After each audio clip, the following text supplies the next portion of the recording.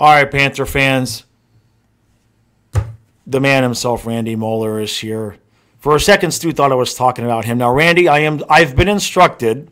First off, thank you for joining us today. I know you're a busy man. But I've been instructed that I have to alert all of our guests that tomorrow is Stu's 65th birthday. Wow, Stu doesn't look a day older than 85. Stu, congratulations, Thanks, man. my buddy. Thanks, buddy. Congratulations. Thank you. That's all I'm that 18 good living. That's all that good living, Stu. Yeah, I'm 18 with 47 years of experience, Randy. There you go. There you go. Congratulations. Thank you, thank you. So, has it hit you yet, Randy? I mean, has it hit you yet? Yeah, it has. It has. This has been kind of weird, guys, over this last, a week. Yeah. You know, we kind of, everybody was so excited, and rightfully so, that the Panthers qualified for the Stanley Cup Finals the first time since '96, yada yada, and we're all excited. And the next day, and the phone calls and the text messages, and people are reaching out, and relatives you haven't heard from in 40 years or whatever, and they're all now they're big Panther fans. And then it kind of, after the second, third, and fourth day, and then we go into the long weekend or whatever, and the next, it kind of just like we went dark, you know.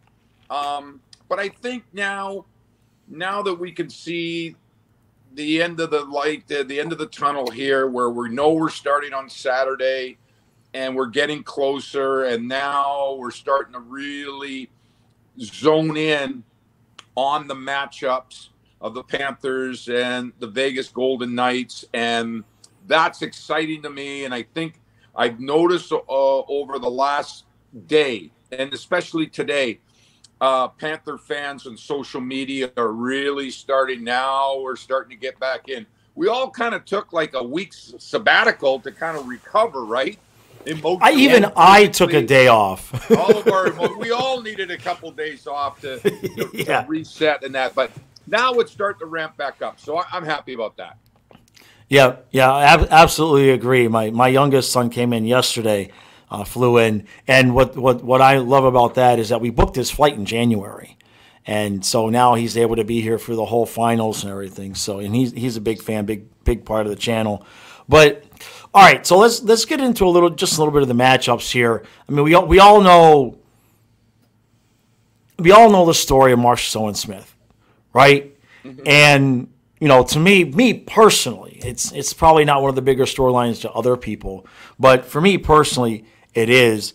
But past the part where we had him and we let him go and all of that, how are we going to match up against? How are our guys going to match up against their guys? And because I've been trying to go player for player and player for player, and then see what's left on that bottom six, because I really think it's going to be the bottom six that where, in my opinion, I feel the Panthers can really get some matchups. So give me your opinion.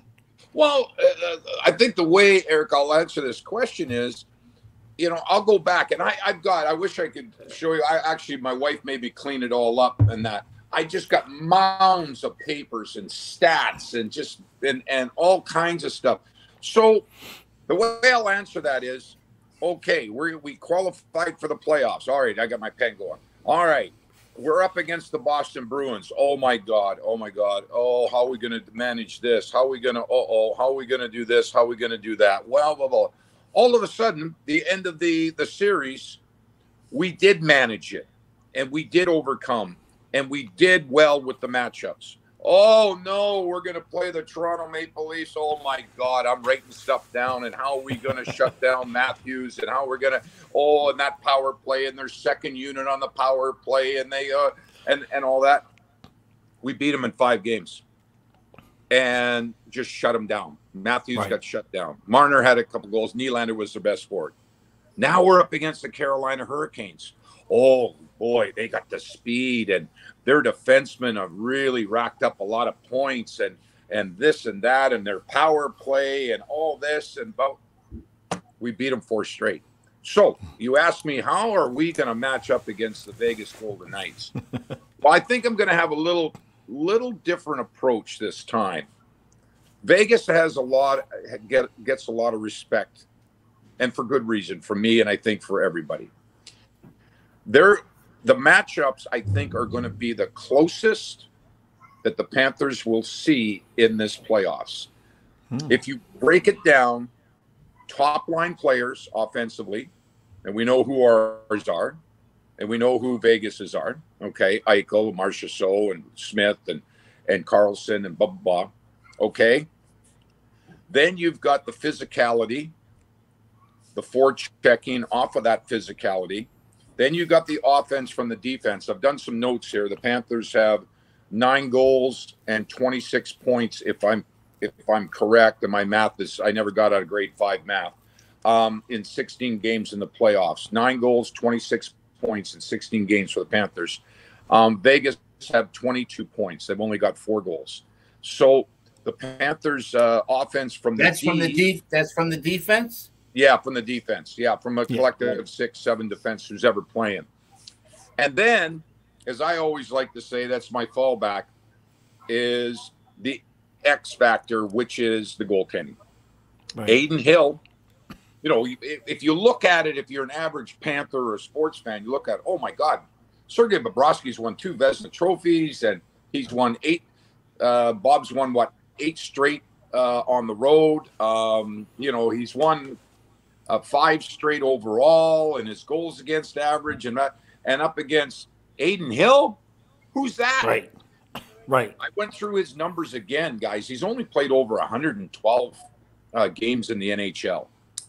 But that means diddly squat, because he has proven in this last series against the Dallas Stars, Aiden Hill can come up with the big saves and play with the composure under pressure that it takes to be a champion. I am not going to discredit him, but I think if Bobrovsky comes out the way he has performed in these playoffs, especially in these playoffs, and especially on the road, first 2 games are in Vegas, remember, and they've got all the hoopla going and everything, and blah, blah, blah, and blackjack dealers and everything else. How is Bob? I think Bob's going to be able to handle those first 2 road games better than Aiden Hill will handle the first 2 games in South Florida. How's that to answer your question? Yeah, that sounds perfect. I like how that sounds. Stu, what you got, brother? So my thinking of this, besides the goaltending, is going to be board battles.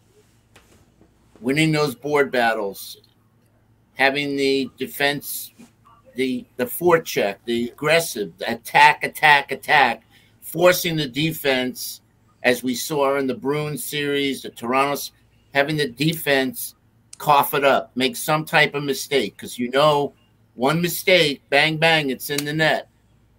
So I guess that also comes down to, you know, matching lines and whatnot. But I think both teams, and this is a question to you, I think both teams are probably, you tell me if I'm right or wrong, are going to play that dump and chase game and see who wins the board battles. Well, I think they're both going to, they're probably both going to be forced into, they don't want to play the dump and chase. But if you're forced into it because there's no room through coming out of your own zone and through the neutral zone, then you don't have a lot of options. And the last thing you want to do is turn the puck over. And we've seen the results of you watch any team.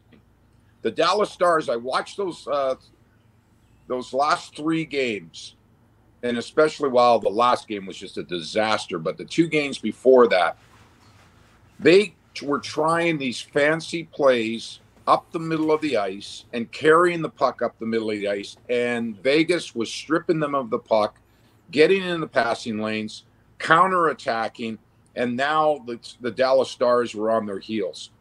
The Panthers have swallowed their pride, put their ego in their back pocket, and have accepted the type of game that has been dictated to them. And if that open ice, the the Panthers want to carry that puck. They want Barkov and Bennett and everybody to carry that puck up the ice and attack that offensive blue line and back off their D. But again, guys, this is playoff hockey, and there's not a lot of room. Everybody's playing in their positions perfectly, and when they do that, it's a trap in that center ice area. And the Panthers have done a magnificent job of getting around that, bumping it off the boards. Hey, and if it doesn't work and you're along the boards, that's what Stu was saying, then you got to come up with that puck, get it back, and then re-attack, maybe come up the other side. But puck possession will be big. Another thing, too, the guys that that will be a difference, and it always is, and the Panthers have been able to manage it, is the special teams. Panthers have to stay out of the penalty box.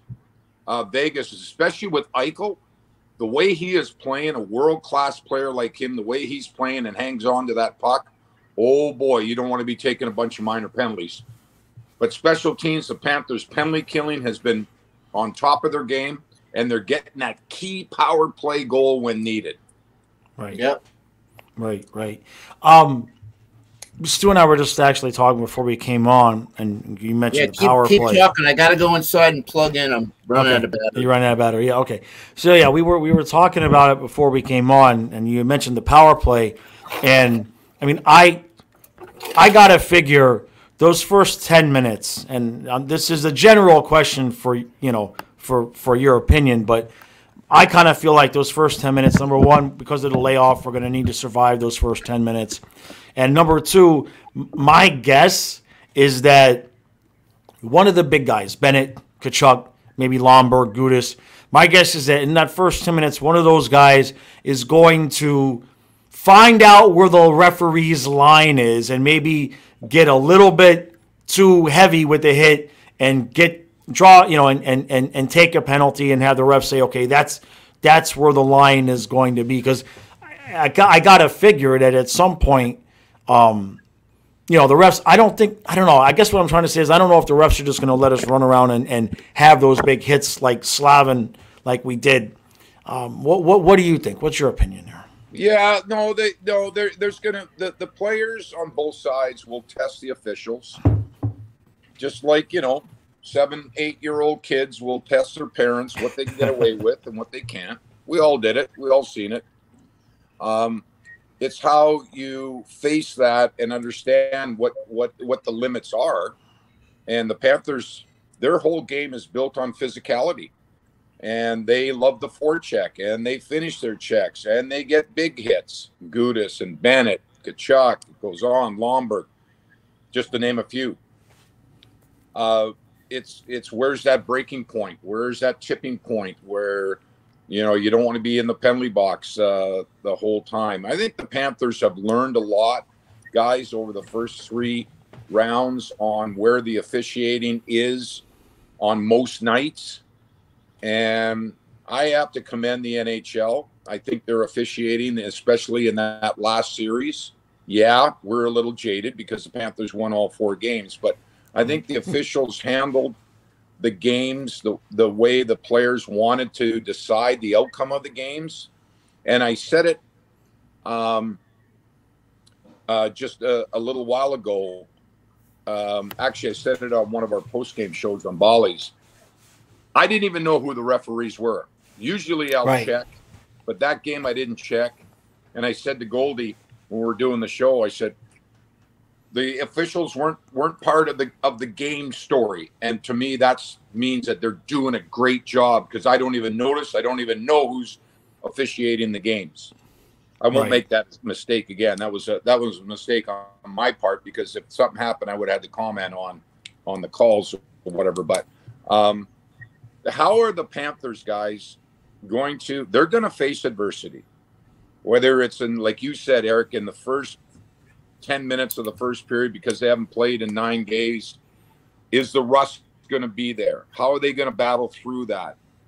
Will their discipline take a little dip? They'll take a couple of penalties early in the first period in that game 1.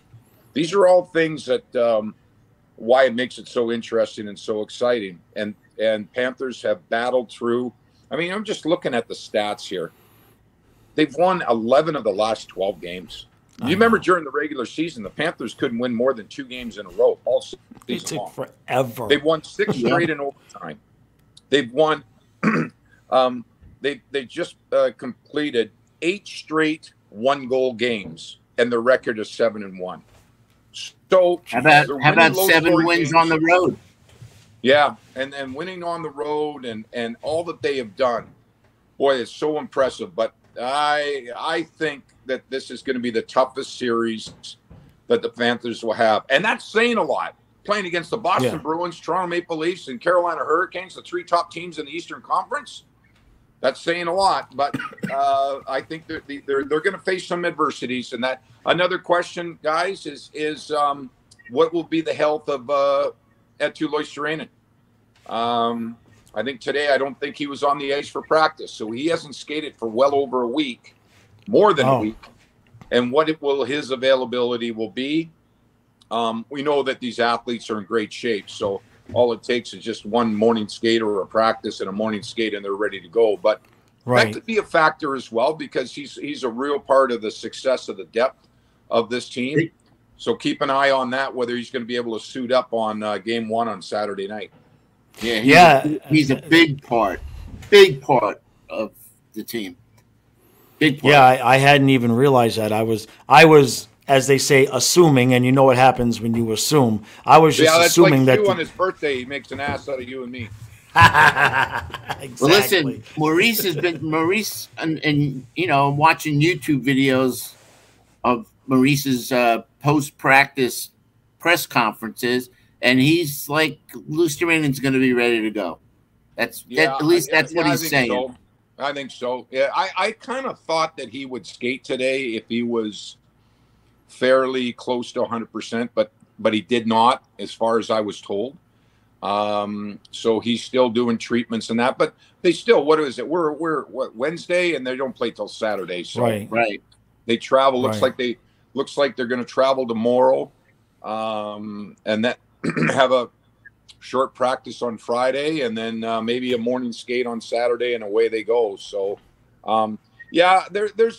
there's legitimate concerns, and I understand that, and that's not only from the fans, but the media and everybody surrounding the team or watches, and that when you have that long of a layoff, it can affect pro athletes. There's no doubt. Rust, as they say, Neil Young, rust never sleeps. So rust can creep into your game pretty quick. But the Panthers, it'll be up to them, and it's going to be on the mental side, guys, not the physical side. The mental side, to quickly get over that and get back up to speed to where they were performing in that last series. Yeah, I absolutely agree with that, and that's what I was kind of talking with Stu about. Was like just those first 10 minutes. People have been asking me, do you think they're going to be rusty? I said maybe 10 minutes. Maybe 10 minutes, the first 10.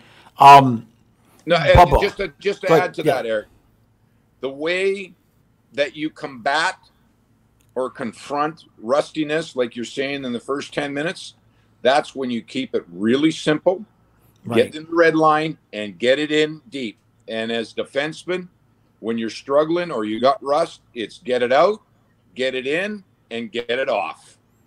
And that so. Play real close to the vest, chip it off the boards, get everybody into the game, all 4 lines, 6 defense, let Bob feel the puck, easy shots from the outside, get your legs underneath of you, and now you start going. And that's on the mental side, that they have to be prepared to perform that way. And honestly, go ahead, Stu. I was going to say, how many times did we see it in the regular season? Even playing every other night. Some games they'd come out, the first 10 minutes, they were like, didn't come ready to go. And then all of a sudden the switch was turned on, and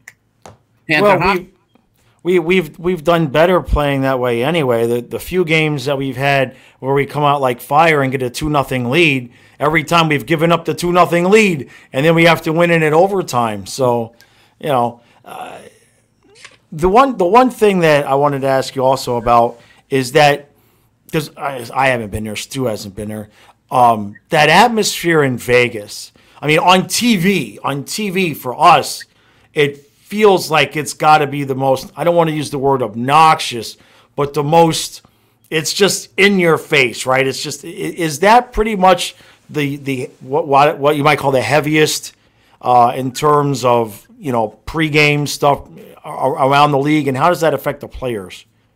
Yeah, you're right. The two ways I'll answer that is yes, and hats off to the Vegas Golden Knights.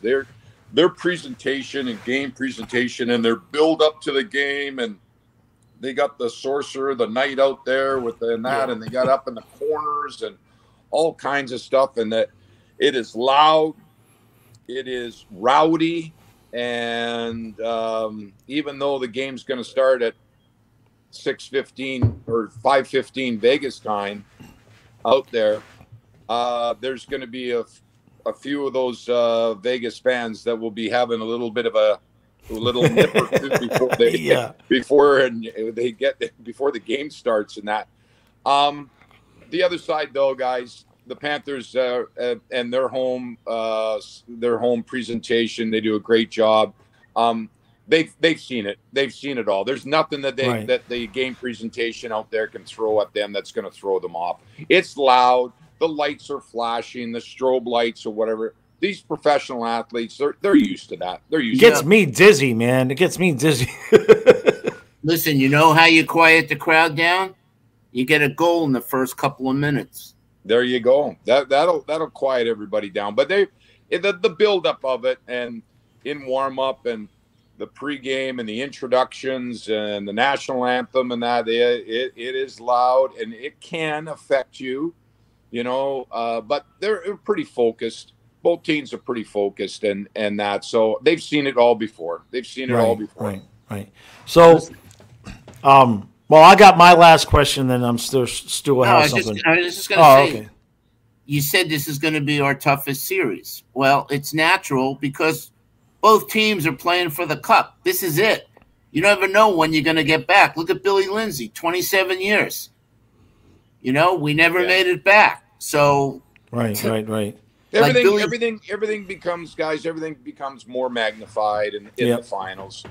Every shift, every small mistake, every small good play can be the difference of a game, be the difference of a series, be the difference of winning or not winning the Stanley Cup. So you got to have nerves of steel, and a lot of these players have never been to this position before, and that's why having a guy like Eric Stahl, who's won the Cup and he's gone to the finals, and that he can really, his experience can really assist these players on what the expectations are, and not only on the ice, guys, but off the ice, the media attention, and after the games, on off days, morning skates, and that it gets pretty intense. And I think Patrick Hornquist, he's there, right? He's in the locker room. He's with the team. Yep.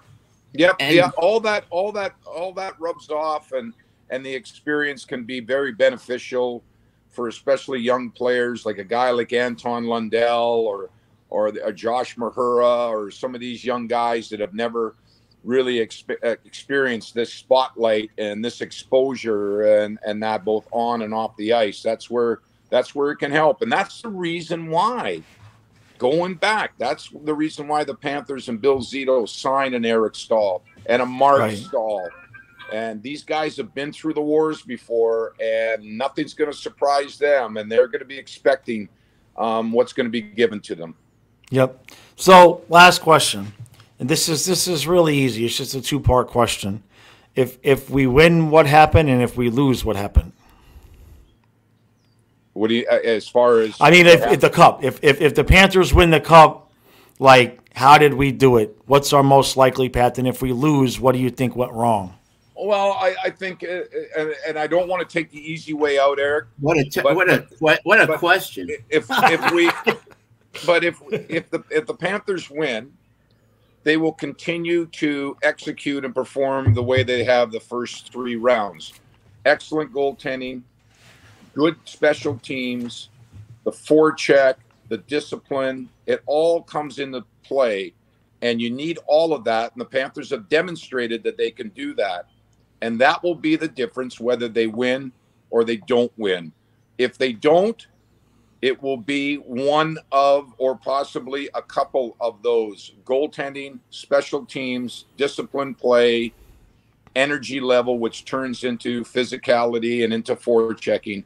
That will decide who will win this series. Can the Panthers grind down and frustrate Eichel and Marchessault and Riley Smith and just smother them in a defensive way like the Panthers were able to do against Carolina, Toronto, and Boston? If they're able to accomplish that, we will have a unbelievable parade in South Florida. Fantastic. That couldn't have said it better myself. For you personally, Randy, is it the same setup where you can't go to the games and you're at the studio? Sacrifice. It's all about sacrifice, guys. I love what I do. I love the opportunity to do these post-game shows on Bally Sports. We do a great wrap-up. We go through the highlights. We break it down. We got the interviews and the comments and the commentary and that. But I'm not concerned about that. I'm concerned about, I just want to make sure that I do my job, do it the best I can, enjoy the ride. And if what we think is going to happen happens, I will have my time with the cup. There you go. I love it. Perfect. The ring, man. Yep. All right, Randy. Really appreciate you taking time out of your day. I know everybody's busy right now. And hey, man, I'm just putting it out there. If it goes Game 7, that's the 18th. Now, which means is if because we're live streaming the games as they're skating around with the cup. I'm going to have my razor out on the live stream, and I'm going to be trimming this monstrosity on my face, and then hopefully. Either way, guys, it's going to be emotional for me. Win right. or not, it will be emotional, as it should be, because this is a game of passion. And my profession, you have to have passion as well. And as you guys know, I'm off the Richter scale with the passion. But I've just been trying to remind myself as I have all this playoffs is just enjoy the ride, soak it in. Yep. Enjoy what we do. It's the greatest game in the world. It's the most exciting. It's the most toughest, grueling trophy to win in any sport anywhere in the world. And that truly means something if you do get to host that Stanley Cup. Yep. Panthers in 6, Randy. Panthers in 6. All right, Randy. I hope you're right, guys. Yep. Want to win it at home. Yep. Thanks, guys. All right. Appreciate it. All right, thanks, Randy. Talk to you later, guys. I'll take 5. Okay.